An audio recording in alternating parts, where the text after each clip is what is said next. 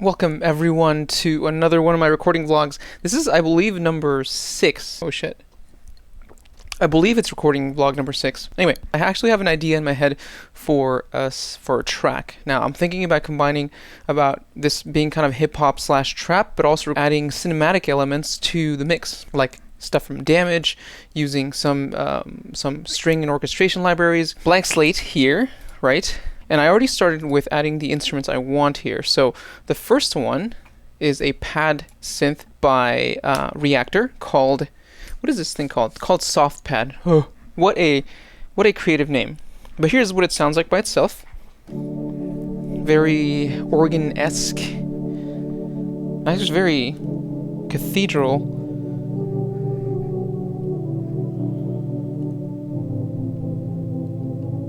Yeah, I like that. Okay, so that's going to be the first one. The other thing to make it easier on myself or any producer, my main instrument is Komplete Kontrol. Using the beautiful S88 here. The Komplete Kontrol is the main VST and then accesses all of Native Instruments and other third-party plugins through the software. Actually, let me open it up right now. So let me show you. This is Komplete Kontrol. So if I open up a new instance and then it opens up a blank slate. Now you can go about it with a mouse and keyboard, looking at the types of instruments you want to use or the kind of sound you're looking for, right? All instruments, and then you browse through your library. If you have the Komplete Kontrol keyboard, there's really no reason to do that. You hit your browser button, and then whatever you're browsing through, there's a sample of it. It's one of the best things about Native Instruments Komplete Kontrol. You don't have to wait for the sample to load, it's just already there. So we talked about, so we have the synth, then we have loops. So I'm using a bunch of loops from different expansions. So for example, this one, this is what it sounds like. Right? That's loop number 1. Loop number 2. Whoa. And this one has, so it's just variations of the same rhythm. This one has the bass kicking in, and it's pretty thick sounding.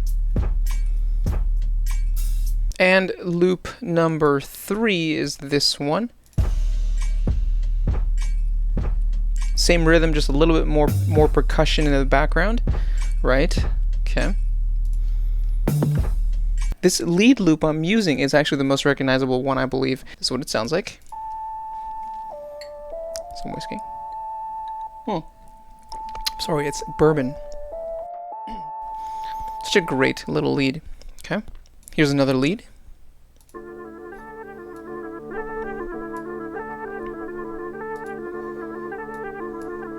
Then I have a bass guitar, right? Here she is.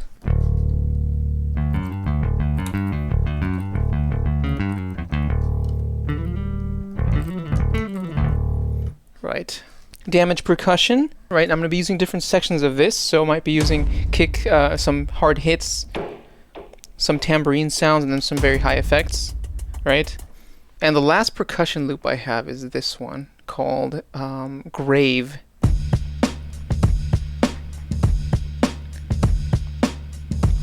One of my utmost favorite libraries is this one. This last library really adds a bunch of the meat and the sort of orchestral elements that I'm looking for this track. This is Indie by Sonokinetic. It's kind of a learning curve how to use this. You don't play like a traditional instrument because this is a phrase-based library where the phrases are pre-recorded and you can change certain parameters, like if it's phrasing in major minor, the speed is half time or double time or standard time, and I believe that's really it.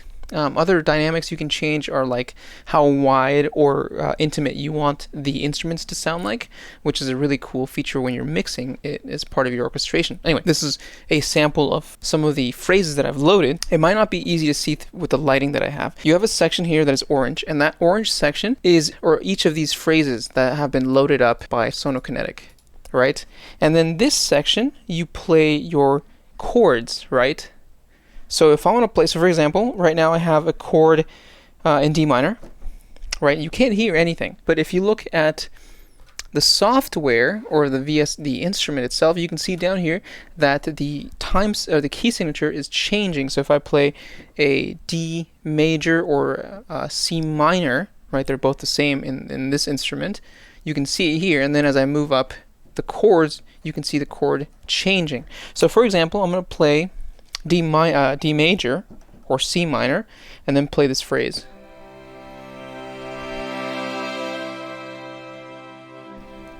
Next phrase. And these recordings sound beautiful, honestly. Like, it's such a great instrument. And I have this also playing. So there you go. This is an example. So that's how this works, right? You set your key here, and then you set which phrase in that key you want to play in this section. So you can see how it's a fairly useful tool when you're trying to find ideas when you're writing scores or soundtracks. I'm a fairly lazy producer or composer, so I tend to use whatever they made. But just in case you like it and want to use it in a different instrument, you go here, and you can actually pull the MIDI notation. You can drag it into your timeline for use in a different instrument. So they made it fairly easy. I love Sonokinetic's instruments. Okay.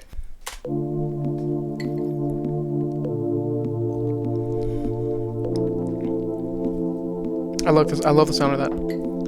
Very cathedral sounding, sort of like a church organ, just more mild. Okay, and then we have the percussion loop. I'm going to start the percussion loop with this as well. Okay, no need for the click anymore.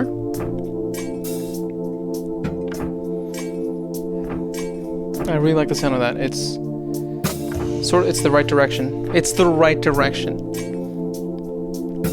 Okay. Okay, so now the third time this phrase loops, we're going to hear the lead loop that I found called Regency 3.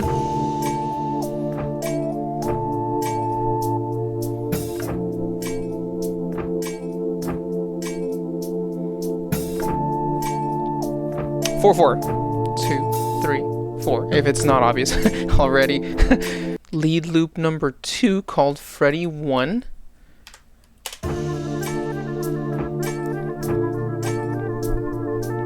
So next is bass guitar. Something that simple is perfectly fine.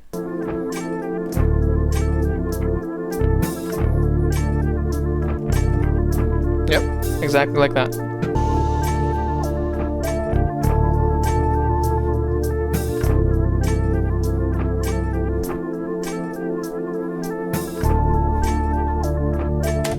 Perfect. So after playing with Damage quite a bit, it's been like 20 minutes, and I don't want to show that. I came up with this progression with Damage.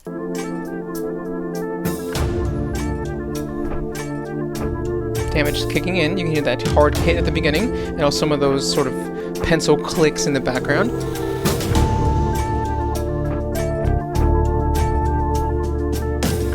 It's already setting up the theme for something very deep and very kind of cinematic, actually.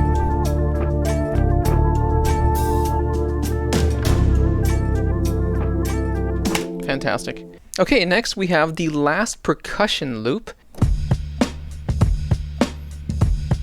So after playing with this quite a bit, I decided I'm going to use this percussion loop at the beginning because it actually sounds pretty good working as part of the intro.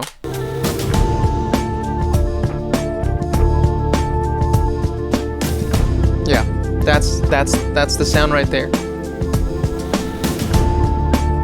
That's it. Alright, so that's really the meat of this intro. One of the fun things I did for this percussion loop is, let me solo this really quickly. If you listen to the percussion loop by itself, you notice that there's a bass guitar kick baked into the track. So what I'm going to do is I'm going to add a high-pass filter so the kick drum, most of the low end, and plus the bass guitar are taken out.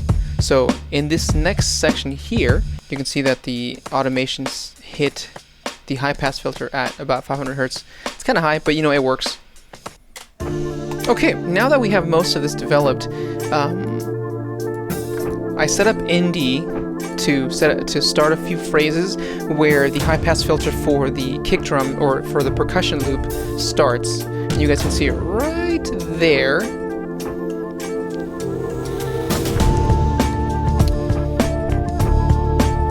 So far so good. I love the sound of this. It's very rare that I like the sound of my own music.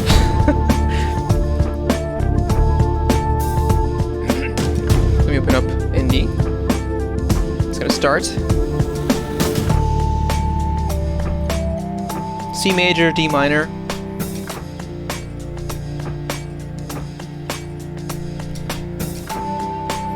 Okay, 2 phrases playing at once. This is the beauty of indie.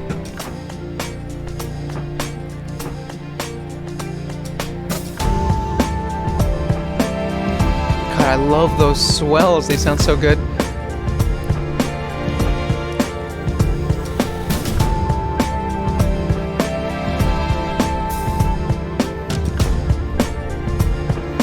Same basic progression. B flat, D. Very simple. Okay. So now I started this next part. So I'm gonna end the video here because this is really as far as I got with the production for this song. But I'm thinking about doing an arpeggio with the Reaktor synth. Let me show you. So instead of holding chords here, right, we're gonna do an arpeggio of those same chords in the second part. Solo, right, arpeggio. Okay guys, hopefully this was slightly entertaining and a little bit informative, as I hope my videos are. I will post a full link to this track as soon as it's finished, or maybe post a second part for this track later in the future. Thank you for watching. Peace out.